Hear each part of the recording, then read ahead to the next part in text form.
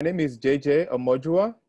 At the moment, I'm a student. I'm studying at UCL. I'm doing behavior change. And even though I've been attending classes alone, I'm bringing some of my expertise from attending those classes just to share with my brothers and sisters from across the continent so we can do our work better. Yeah. And then also I'm the author of Digital, the New Code of Wealth, and amongst other things. Yeah, which, I mean, many things. For those who don't know, just go on Twitter, you would see Omojua has been very vocal actually about issues in Nigeria, but also in Africa. And he's also a philanthropist. He has been giving his time to do a lot of work using digital. And I will recommend you to read his book, because in it you would see how digital can change things economically, how it can change things politically, socially, etc. So today we'll talk about communication, because we see that with this pandemic, actually communication is very key. So how are we communicating on COVID? That's to me, right? Yes, to you. Okay. First of all, let me say a big thank you to Sheikh and Aisha. I'm so proud of both of you. It's so difficult to run an organization like this, a Pan-African organization, and keep it going for all these years. I am really proud of you from the beginning in Dakar to our time in 2018 in Burkina Faso. Unfortunately, we couldn't do Kenya this year because of COVID. I'm excited about next year. And I'm always very excited to see the family, to see everyone come together. And for me, it's a privilege to even be able to do this. So I did a paper on the communication of COVID-19 that fortunately was called as a distinction paper. And I thought that the expertise on that paper could prove useful beyond COVID-19. Because apart from COVID-19, there are other things that would happen that we as activists or as advocates or as leaders would need to understand how to communicate. And the foundation of this idea is to understand that when you want to communicate, when you want to reach out to people, you need to understand that they have certain biases. And if you do not debias them, you will find it difficult making them understand your communication. Let me use COVID-19, for example. One of the challenges we have with communicating COVID-19, especially in the beginning, is what they call, and you're free to take this down, maybe so you can read up on it later, is what they call availability heuristic. Availability heuristic. Basically, the idea of availability heuristic is basically that people find it difficult to believe something until they know somebody that is suffering from it. They find it difficult to believe that COVID-19 is real if they don't know anyone that has been affected. They don't know anyone personally. They don't know any superstar in the world that has been affected. They don't know anyone that has died from it. Availability heuristic is a bias that puts them in a position where they doubt the validity of the news, e.g. COVID-19. The other one is scope insensitivity. Now, if someone tells you that one person died in an accident, you will feel very, very sad that one person died. You will feel very sad. Now, if the person now comes back to tell you, I'm sorry, I was wrong, 10 people died, you will feel even sad. Oh my God, it wasn't one, it was 10. Oh my God, you will feel even sadder. But if the person comes back and say, I just read it in the news now, actually, there were 100 people that died. Mm-hmm. Your sadness will not increase by 100. The increase from 1 to 100, in terms of number, it doesn't affect your sadness. There's a limit to how much you can be sad as a human being, because your mind cannot even wrap around certain numbers. So now imagine we're talking about 7 million people infected. We're talking about, in the UK, for instance, over 40,000 people dead. people can relate to one person died mentally. Mm-hmm. They can emotionally relate to 5 people died. But when you start to speak in terms of hundreds of thousands, they start to be mentally insensitive to that.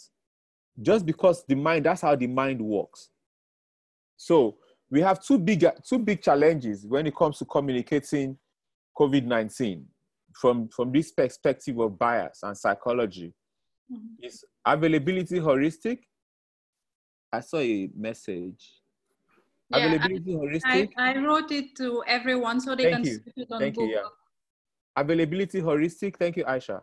And scope insensitivity.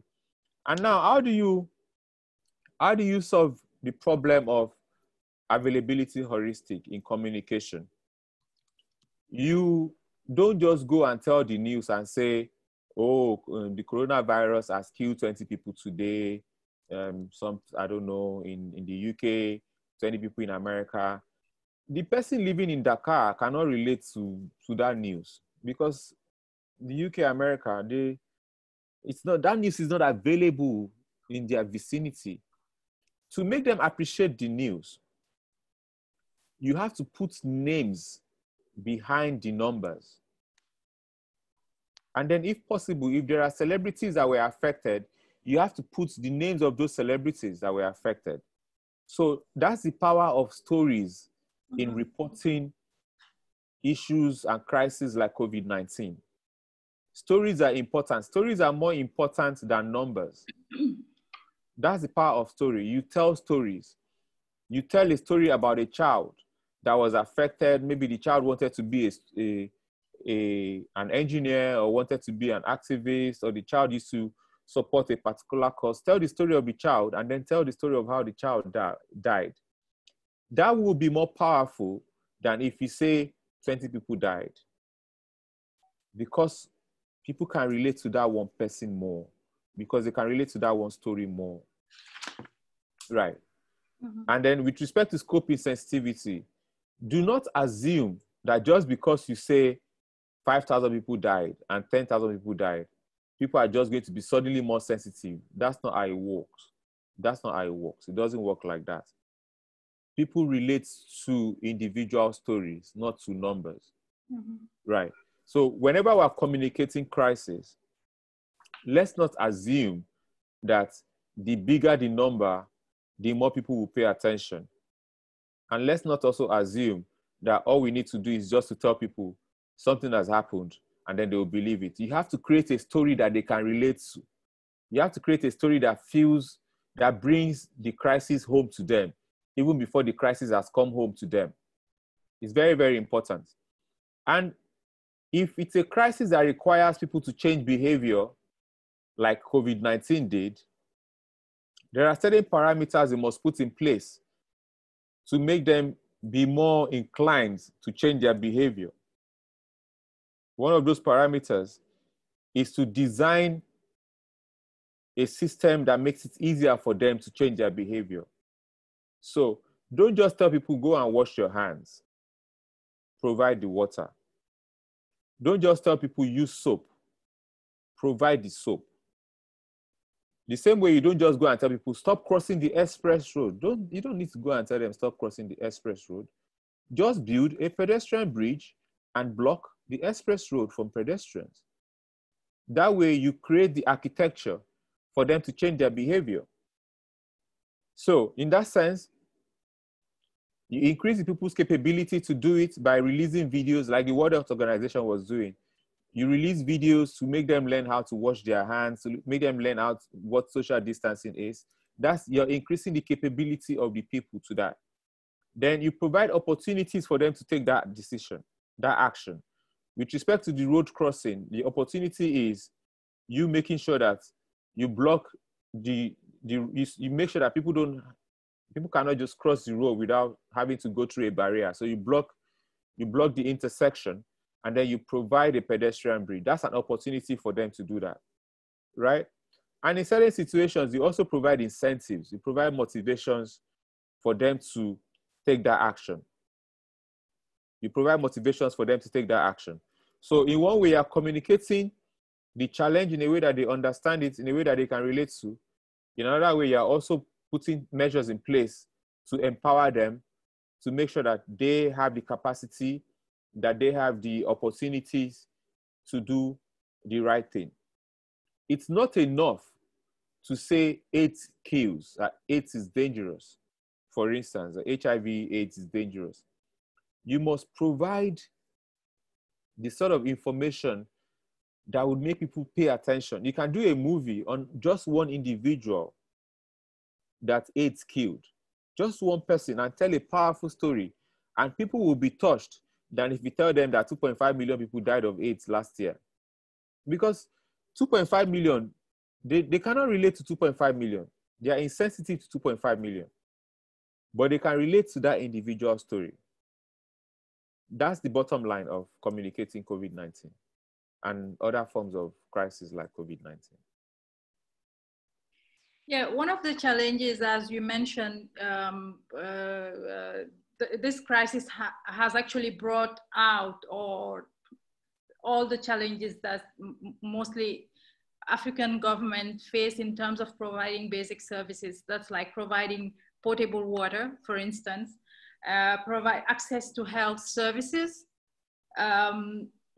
access to a decent living, or earning a decent living to be able to, for instance, buy a hand sanitizer or soap, because there are issues. There's a video I saw today that one of an activist has posted on Dakar here. There is a neighborhood where every day there's a water truck that goes there to provide people with water. And it has been going on like that for years. And you see, with the disease happening, people are just cramped up in the area because they need the water. And here, you see that some of the challenges actually about what you were talking, if you suggest this, create the environment for that. So can you give examples of how you've mentioned, of course, building the infrastructure or the system. Can you give an example, for instance, of maybe Nigeria or another country where you've seen behavior change because the system was in, or the situation and environment was created for that? Something, yeah, sure. It's, yeah. Sure. So take, for instance, if you're traveling in England now, up until recently, up until 2 or 3 days ago, if you're traveling by bus, first of all, they stopped charging. You don't get to pay for your bus fare. And the reason is because initially, before COVID-19, for you to pay for your bus, you're going to be very close to the driver. And then you touch the payment point. So to avoid you getting so close to the driver, they blocked entrance of the bus from the front. And then they stopped payment. So you enter the bus from the middle, and they also blocked from, even after you enter from the middle, there's a way they also blocked the bus in a way that you don't get close to the driver. They separate you from the driver, right? So they protect the driver from you, the passenger.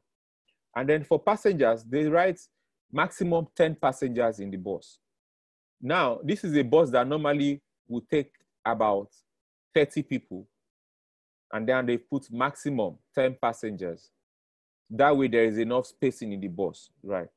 Apart from the bus, if you go to the underground station, initially you can come in and go in. There was no direction for when you're coming in from the station or when you're going out from when you're going into the station, when you're coming out. Everybody passes more or less the same way. You can jam yourselves. But now they've created a situation where those that are coming have a certain path that they pass, and those that are going to enter the station have a certain path that they pass. So there's a delineation. There are stations that didn't used to have that before. Now they do. And then when you're waiting for your train, you can see on the ground spots that you can stand where you are able to, because people are not going to, they don't know what 2 meters is in their head, right? Not many people know 2 meters. But by the time you see the spot, you see that if you stand on that spot, that person has to stand on the other spot, and automatically you are 2 meters apart. And then when you're in the train, you see where they paste it there. Always try to keep your distance. You're always reminded. And then the announcement also reminds you. it's very, very difficult to go out there in England today, especially in London, and not be aware of these measures, because they put everything in place from the point you are taking the bus, to the point you get down from the bus, to the point you get to the station to take the train, your entrance to the train, when you're finally in the train. They've put all of these things in place. And I remember before school closed, before the country shut down, there was always there when you're washing your hands, wash your hands clearly, COVID-19, wash your hands very well with COVID-19, and you have the soap there. So those are just some of the examples that were put in place for this, before you mention the lockdown itself, which is like the final intervention to keep people away from themselves. So we'll take a question from Abayomi. Abayomi, if you can unmute your mic, I will unmute it, and then you can ask your question.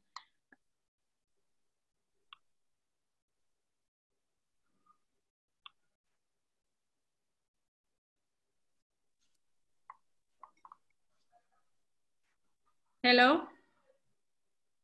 I think the question is, how do you deal with, he sent the question via text. Yeah.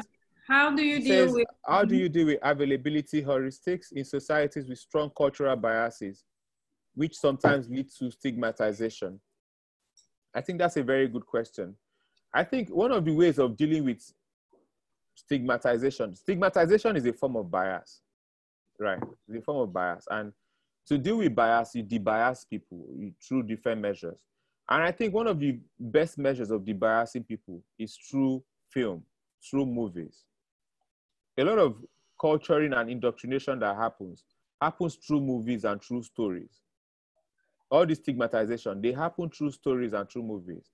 And movies and stories are also some of the ways that we can use to debias people from them, right? And also show people examples, real life examples, and use our flyers.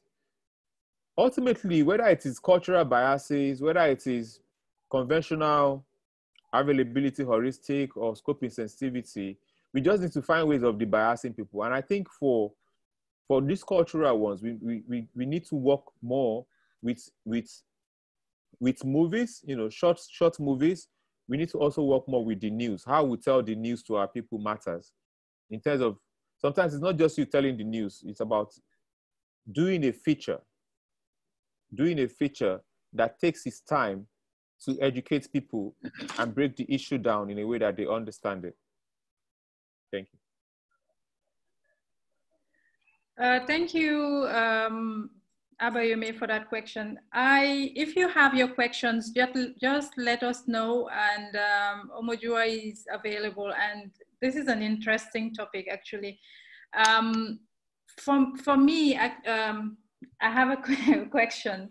How do you, is there a scientific, I don't know, are there studies or scientific data that shows that on average, this is the time that a human being needs to adopt a new behavior? Yeah, there is. It's it can take between 66 days to about 6 months. Okay. But also that's not to say that it's not fixed, but it also means that in that period, people can also relapse. Mm-hmm. And then it also depends on the behavior. Are you trying to get the person to stop smoking? Are you trying to get the person to exercise more? Are you trying to get the person to eat healthy? It depends. It can take some also depends on the person. But on average, you're talking about 66 days up to 6 months. Some behaviors, once you are able to carry them out for about 2 months, you're in a very good position to continue to do it.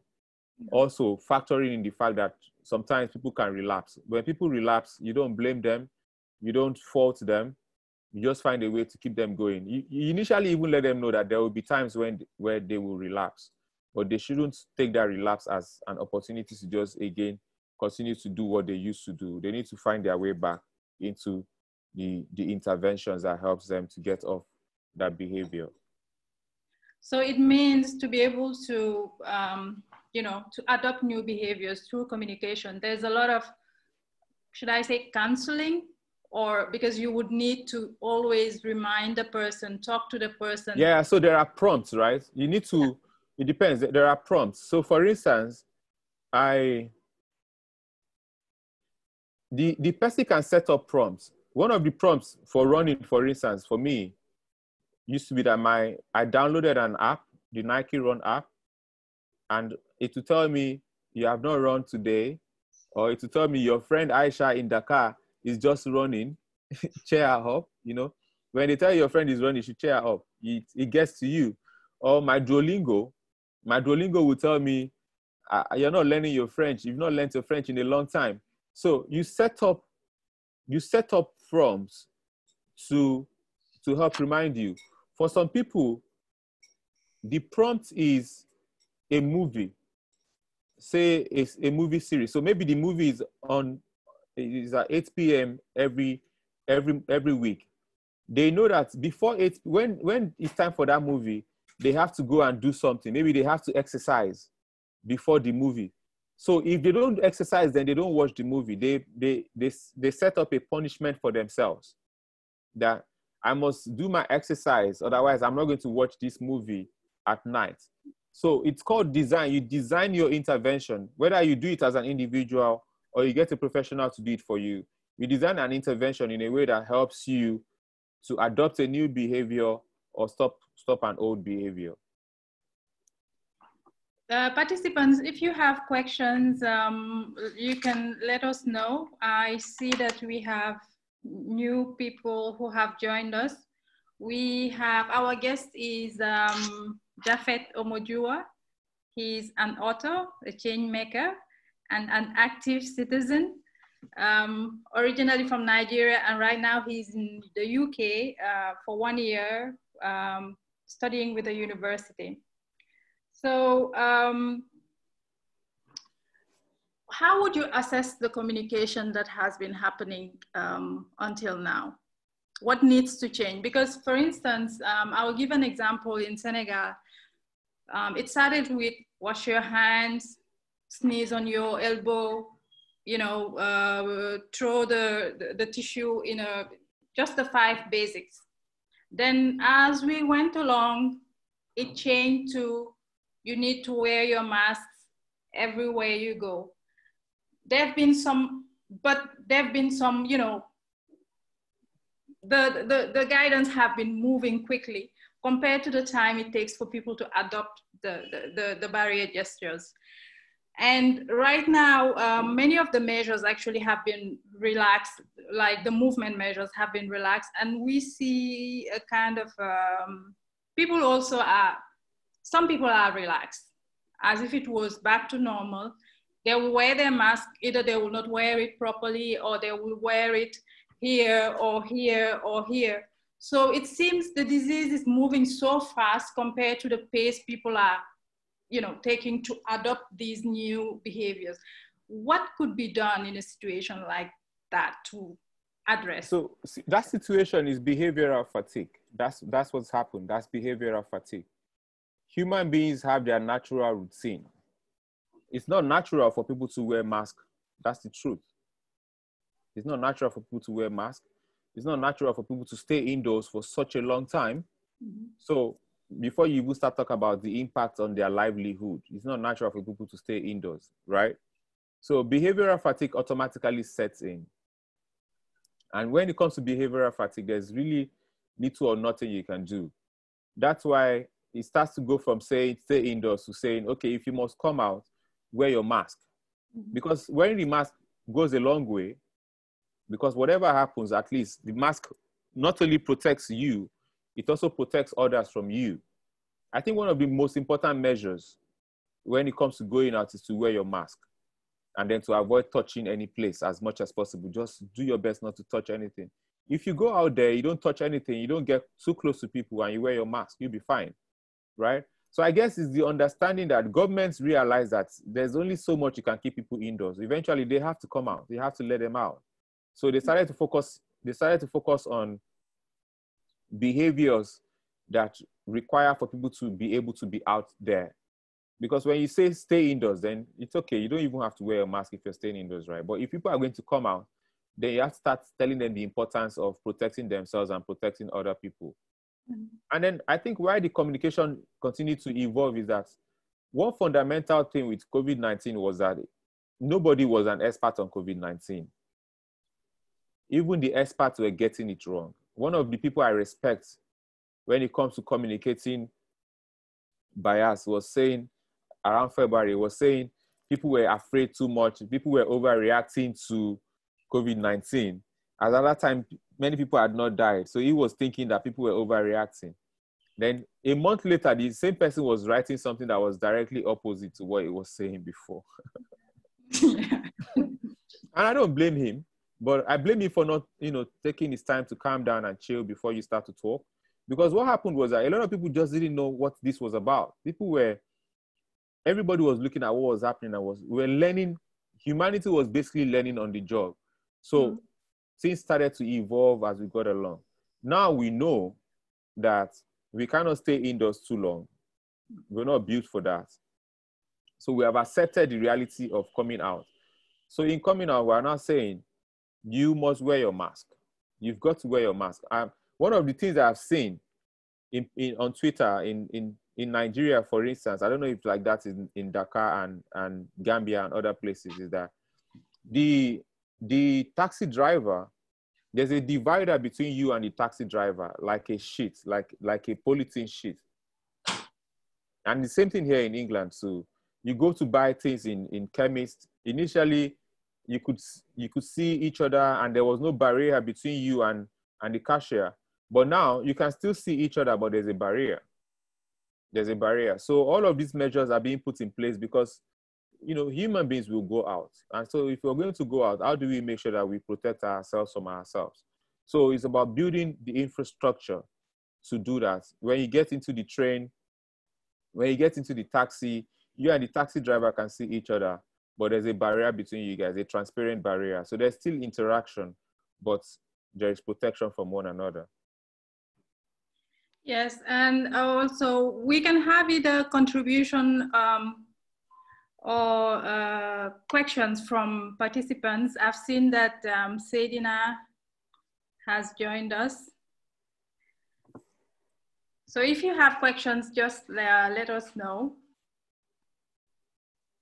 In Senegal, actually, we don't have the shields in the taxis. What they require is that the taxi driver and the passenger wear a mask.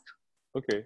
At the beginning, it was just you're allowed to have 2 passengers and then the driver. That's 3 people, be it private or taxi.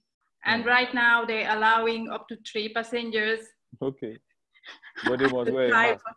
That's scary. So also, I think, like everyone, the governments are trying to allow people to be able to earn their living, but also trying to make sure that people are safe. But with all the changing measures, what I've noticed is people are really relaxed about the disease right now. And still, some people actually don't believe that the disease exists. What could explain that? It's basically availability heuristic. They don't know anyone that's gone down with the disease. Even when somebody dies from the disease, they are inclined to think it was malaria, especially when that person was not tested for the disease. So they don't know anyone. Human beings are naturally cynical. Yeah. Human beings are naturally cynical. They just refuse to believe. They think some people are up to some plan or some agenda. And Abami was asking what the kind of successes that have happened with behavioral interventions. With behavioral interventions. I think one of the biggest successes has been the behavioral unit in the UK has done a lot of work, helping the UK government save a lot of money in the health sector by just designing things in such a way that people don't overburden doctors. They don't have enough doctors for the people, so they've designed put measures in place to make sure that people don't overburden doctors, and that saved them a lot of billions of pounds. There's also been a lot of, bless you, Aisha. There's been a lot of success in terms of the reduction in smoking. The UK has done very well in terms of reduction in smoking. I think there's been a lot of successes also in places like India. I know a place in Germany, I think it's in Hamburg, where they designed the station in a way that it's like a racetrack. So instead of people using the lifts, they try to run as if they are Olympians, because they designed the place like a racetrack. So people don't use, and I also know a place, I don't know, maybe it's in Sweden, they designed the staircase like a piano. So when you climb the staircase, it makes a sound. So people don't use the lifts and the escalator. They use the staircase just because they want to enjoy the piano. And then, of course, they get to also work on their weight by doing that. And then, of course, that has an impact on carbon footprint. So there's been many examples. I also know that Barack Obama set up a behavioral insight unit in the White House at the time. Interestingly, is in a way, it's a relatively new field, but applications are really taking hold increasingly. What would you suggest? Because we are also thinking about post-COVID. What is the most, not the most important, but some of the components or a unit that needs to be created if it doesn't exist in the system or in the government? What could help us or limit the damages something like this could cause by through COVID-19? Yeah. I think first of all is for governments to find a way to allow for businesses to thrive. So the natural thing government will want to do is try to get as much taxes as possible, because government revenues have dwindled, this period all over the world. Really, a lot of governments have suffered. America has lost about 40 million jobs. What government must look to do is make it possible for their citizens to make money. I went out recently and I see that a lot of UK companies are preparing to do sales when the economy finally opens, I think on Monday. They're preparing to do sales. So they must work out something. To spur spending, to spur public spending by the people. Also, government itself must work out a way to do a lot of public spending so that money can flow in a way that people can have access to it. I guess the other thing is to also continue to increase attention to public hygiene, personal hygiene, public health, because it's not even as much about COVID-19. It's about how the seriousness that we place on our health. I think if there's anything COVID-19 has done, is to help us to see the essence and the essence of paying attention to our health, whether it is public health or personal hygiene. So I think on those fronts is one of the things a couple of the things I think will be very important. Public spending by government, and also making it possible for citizens to, nurture their businesses, and for the businesses that have suffered to get back on their foot or on their feet. Okay. This is I think it will be, I don't know if I'm thinking you're still following what's happening in Africa. There have been so many young people's African youth initiative with the COVID. Either they show their expertise by, some have created prototypes to be able to contribute to the medical side and address the health issues. Others are putting in place initiatives to help communicate better, give the right information to the people. And they've been able to do all of this through the internet or using ICT tools. What do you think about that? I think generally speaking, I think Senegal has been quite innovative with respect to its response. Mm-hmm. I think Madagascar, even though we've not proven that the Madagascan drug we've not really proven whether it really, really works and whether there will be side effects. But at least they were there. They tried to do something. And a lot of young people across the continent, they built things to just make it easier, either for you to learn about the disease and its impacts and the likes. But I think what was maybe a little bit lacking is that a lot of African governments were not committing to research. It was almost as if we were waiting for the West to tell us, we found the cure now, everybody now, let's go and do it. Which I think is sad, because we could have done a lot. I also like what Morocco did. Morocco started out from a place where they did not have enough resources in terms of PPE and masks. And now Morocco, they are exporting those things. You know, it's how that's one of the beauties of this crisis with respect to Morocco. They were very, very short on the resources. Now they've come to a place where they are actually they have enough for themselves, and they're exporting. I think those are the kind of things that should have happened with a lot of government. So it's because sometimes it's not enough for citizens to have ideas and deploy these ideas. Sometimes we need government to help the ideas scale. And I think that's where it was quite lacking across most of Africa. And personally, I think actually the crisis has shown the governments, even they want it or not, that the talents are here, the capacity is here, is just the investments that lacking. Yeah. Some governments have made commitments actually about food self-sufficiency, because they know that they realize that they import so many. For instance, Senegal, we import a lot of rice, that it's not something that's sustainable. You know, the government has set, for me, I think the ambitious targets for rice production this year, because they want to triple the production, and the rainy season has started. We'll see how that works out, but these targets are ambitious, and I hope they will be, that's something achievable, and it will continue. Nigeria is doing it, so I believe it's achievable. Yeah.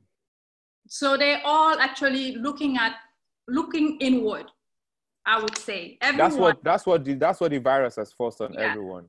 Everyone needs to find a way to be self-sustainable. Yeah. Yeah. So I think at least that's we would say a positive. That's a good thing. Yeah. Yeah. Out of the whole negative. Yeah. So we have a question from Obi. Obi, you can unmute. Can you hear me, Aisha? Yes, I can hear you. Yes. Hi, JJ. Hello, Obi. Yes, how are you doing? I am very well. This is a very interesting topic, and I've been following activities in Nigeria, concerning the COVID-19, and the numbers keep on actually going up on daily basis. So thinking about a communicating behavior change and stuff like that, sometimes I imagine the kind of behavior that is between the local people or citizens, who don't know much about the COVID-19, and the policymakers, who work in the NCDC, because I expected by now the number of cases should have been dropping downwards, but it keep on increasing. So I'm just imagining if this case is not bringing more fear, among Nigerians, instead of this going down, because I foresee a situation whereby with all the money put in place now to fight this. Hello? Hello, I can hear you. Hello? Okay, can you hear me? Yeah, so my simple question, yeah, can you hear me? Yes. Hello, can you hear me? Okay. So back in Nigeria, I'm still wondering why the number of cases is going up. It's instead of coming down, despite all the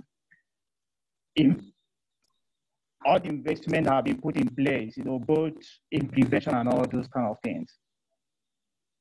I think the thing is not even just Nigeria, it's globally. When you put measures in place, to make sure that people are not infected, there are two sides to the story. There is a side that in the presence of the measures, the infection numbers are increasing. But the side that you don't see is how many people that, because of the measures, they don't get to contract the virus. It's hard to know that side. That the fact that you're getting people to wear their masks, the fact that you had people, stay indoors and the likes, it's hard to know the people that were saved because of those measures. So measures does not mean that numbers will not increase. Measures just basically mean that you will control the rate of increase. Basically, that's what, especially for a pandemic, it's gone viral. Virtually some 216 or 217 countries have been affected. So the measures really initially will not be about saying you're going to fully stop it. That's the intention, but that's not what's going to happen. It's about doing your best to make sure that the rate of increase does not continue to increase. And that's why we say to flatten the curve, because flatten the curve basically means that there is increase, but that increase is not increasing. So for instance, if there were five new infections yesterday, you don't want it to be 6 today. You want it to be, at worst case scenario, 5. And tomorrow, you don't want it to be again 6. You want it to be maybe 4. So that way it flattens. So the idea of flattening the curve is not essentially to stop the virus, because you know that's in the short run, that's a very difficult thing to do without a vaccine. The idea is to make sure that there is no marginal increase in infections. So really, generally speaking, I just saw today, Florida, about 2,500 new infections over 3 days. The records are being broken. That's not what we want. But at the same time, it's going to be very, very difficult to expect that there won't be any new infections for a disease that is spreading the way this is spreading.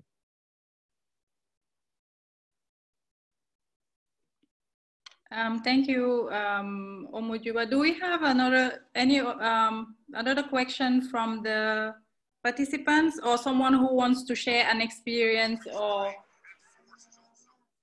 contribute to the discussion? The floor is open. Just let us know.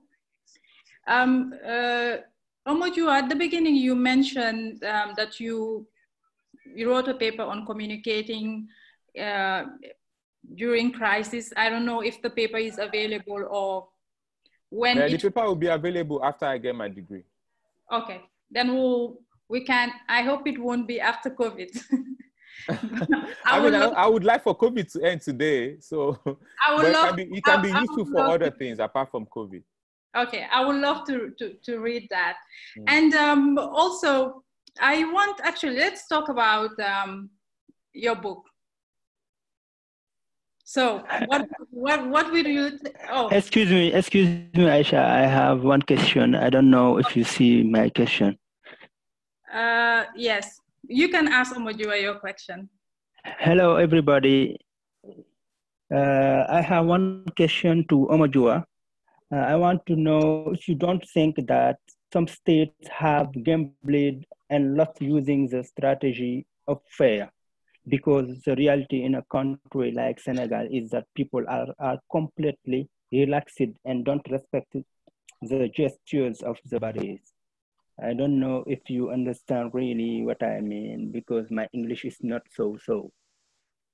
Yeah, I don't think it's just about Senegal.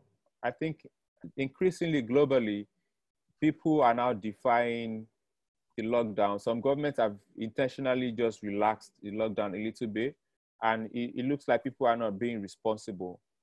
But I think that people also know that they just need to do the right thing. But what's happened is that it's been about 3 months, going to 4 months of lockdown, of inactivity. Human beings were not designed to be inactive. We're not designed to stay in a place. That's why I said earlier, before you joined us, I think, that we're now going from a place where it's about locking people down in their houses to focusing on measures for them to be able to go out. So now don't lock them down, but if they go out, can we find a way to protect them and also protect people from them? So that's where the importance of the mask comes in. That's where the importance of measures in terms of how many people can get into a taxi or a bus. And even before you get to the taxi, the waiting area, the kind of designs that happen, companies putting things in place to make sure that all of these things are done the proper way. Yeah. Yeah. Hi, Aisha. Yes, Obi. Yes, Omoju, I think the last person who spoke actually talked about the strategy of fear. I mean, can Omoju add more information on that? Because I think he's referring to in situations where the state governments in various governments in Africa are using brutality, on citizens. Thereby some citizens are being killed, shot because of they are not able to stay indoors. I think for him to talk about strategy of fear, I think most governments are actually trying to instill fear in citizens to stay indoors and also instill fear in citizens to move around. So can you add more light on that? Yeah, fear fear has been known to be a good deterrent in terms of changing behavior. Fear works. Of course, like every other measure, there are limitations to the use of fear.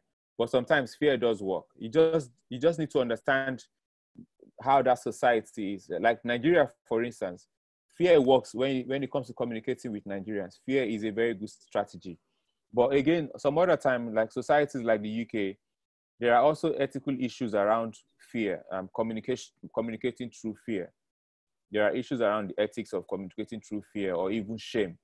Like you decide, okay, shame those that decide to break the lockdown or those that decide not to wear their mask. There are ethical issues around things like that. But I tell you straightforward that in many cases, fear does work. Yeah, just to add to that, of course, there have been many human rights violations at the beginning of the, be it partial lockdown or the curfews, etc., and which were unfortunate, actually.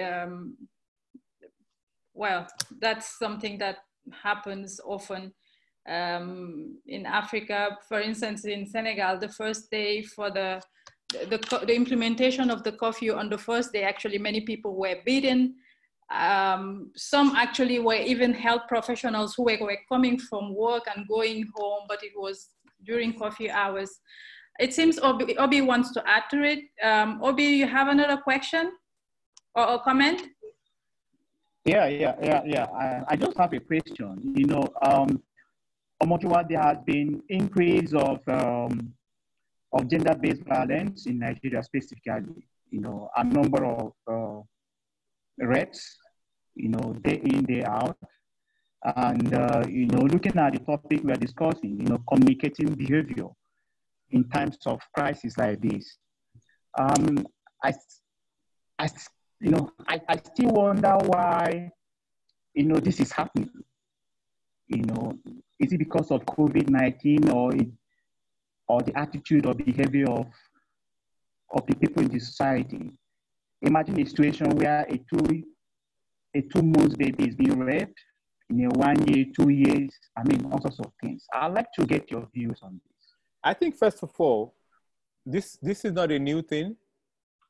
I think what's happening is that a lot more people have access to the internet. Now we're sharing this thing, but it's not a new thing that we're seeing an increase in gender-based violence. This is a perception thing. And then I'd also say that the fact that people have been locked down for such a long time is not just Nigeria. Even in, I was reading the news today, I can't remember the country, there's been an increase in gender-based violence. And that's also because people that ordinarily would have gone to work are now locked up in the same space. And what happens is that if they used to have arguments before and they would go to work, now they have the arguments and then they are in the same place. That could explode, right? And I think what needs to happen is we need to do more in terms of punishment, in terms of the right laws. We need to do a lot more also with rape, not just with just reporting it, but also making sure that people actually are prosecuted. And also we need to look at the laws in terms of how do you prove it, because right now it's so difficult to prove it. We need to look at the laws and all of that. But I don't think that this is necessarily something that's suddenly becoming a pandemic. I think it's always been a pandemic, in my opinion. We just somehow are beginning to read more about them because a lot of us are locked up, and people that didn't used to pay attention to social media before are not paying attention. We have 4 minutes before the end. Do we have any other question from the participants or contribution or an experience that you would want to share?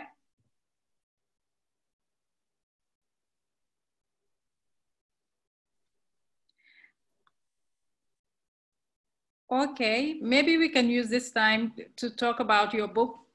Tell us more about the book. Basically, the idea of the book was to communicate opportunities in the digital economy.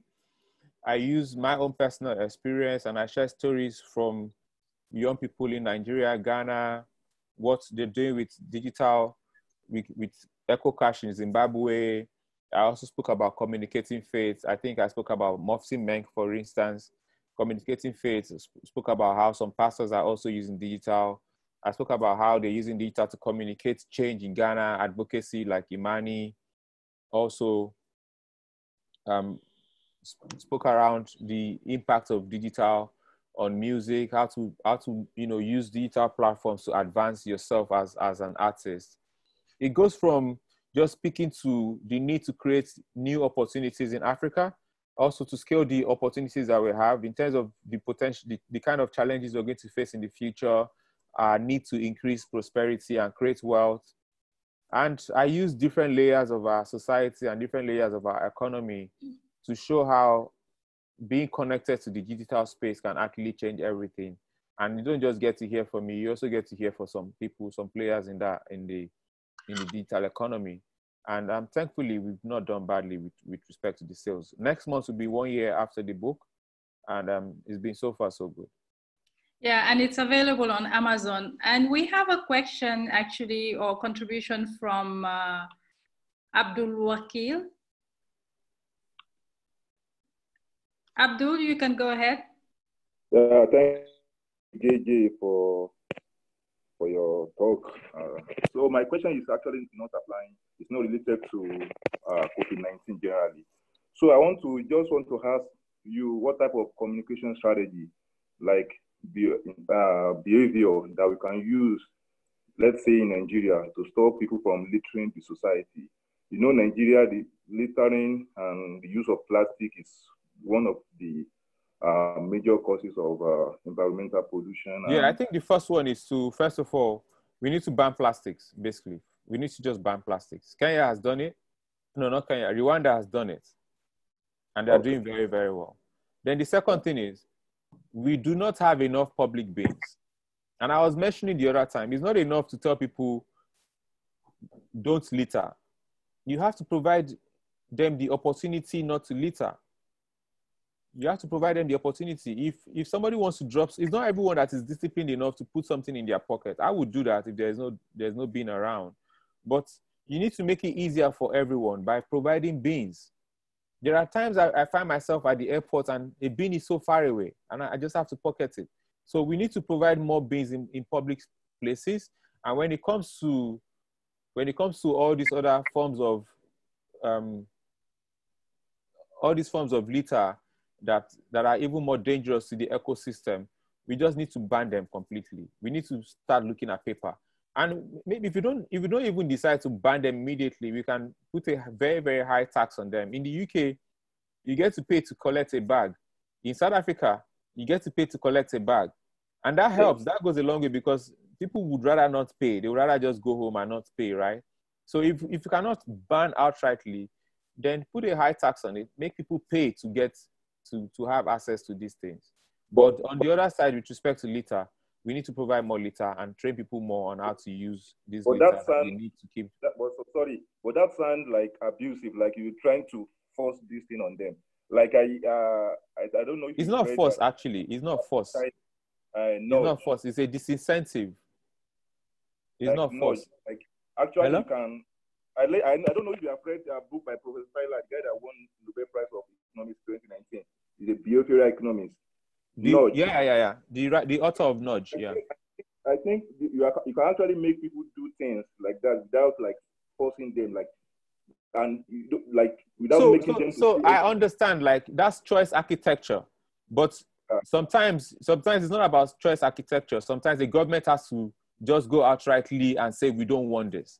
So because the fact that you can create a choice architecture and you don't force people to do something does not mean that that's what you do all the time.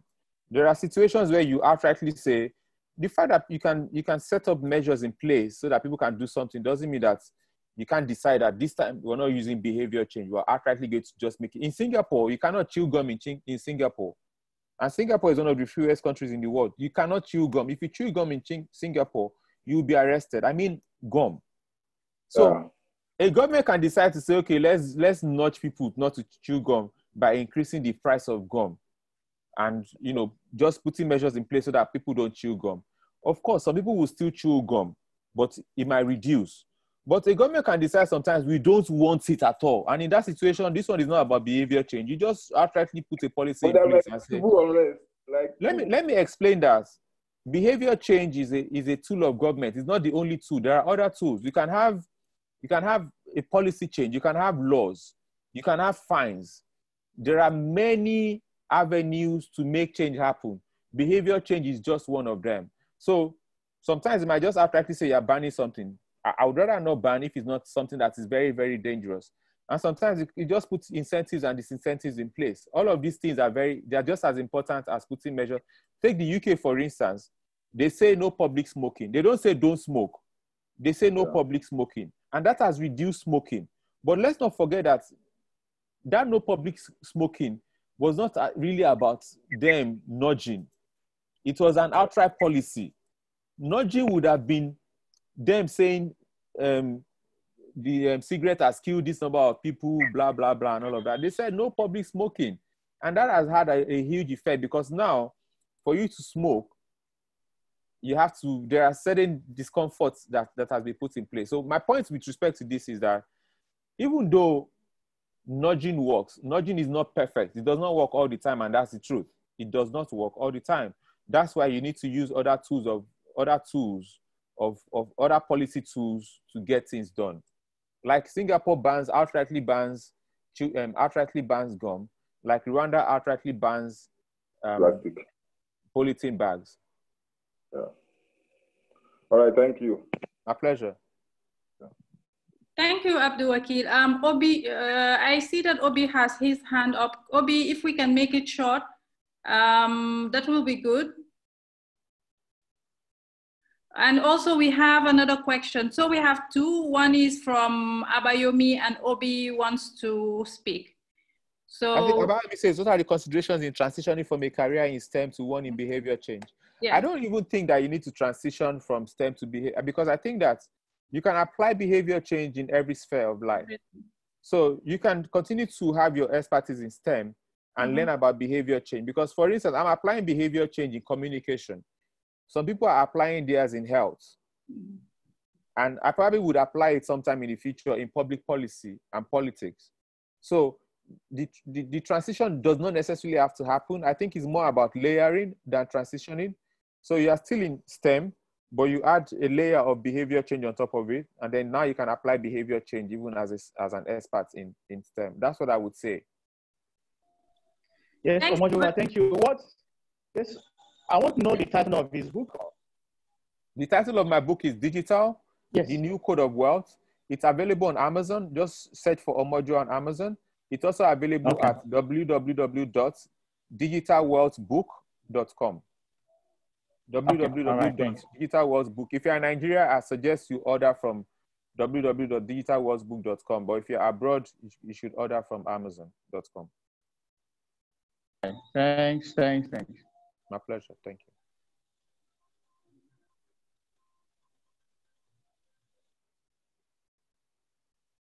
Hello, Aisha, I can't hear you. Aisha, you're on mute. Sorry. We have a question from Seydina. He is saying, in a country such as Senegal, terms such as community transmission cases are often used to refer to people whose origin of the disease is unknown. What do you think about that? Sorry, I don't get that.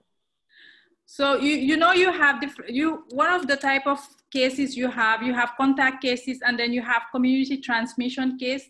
Yeah, but that's the transition so normally the transition would have been somebody that came in from abroad or from some other community.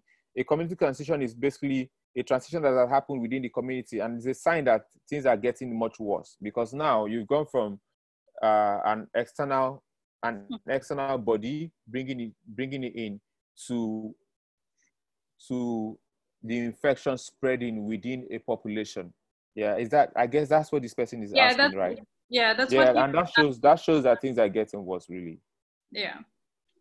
So we would wrap up, and before signing off, I would want to thank you for this exchange. Very informative, and I've learned certain things.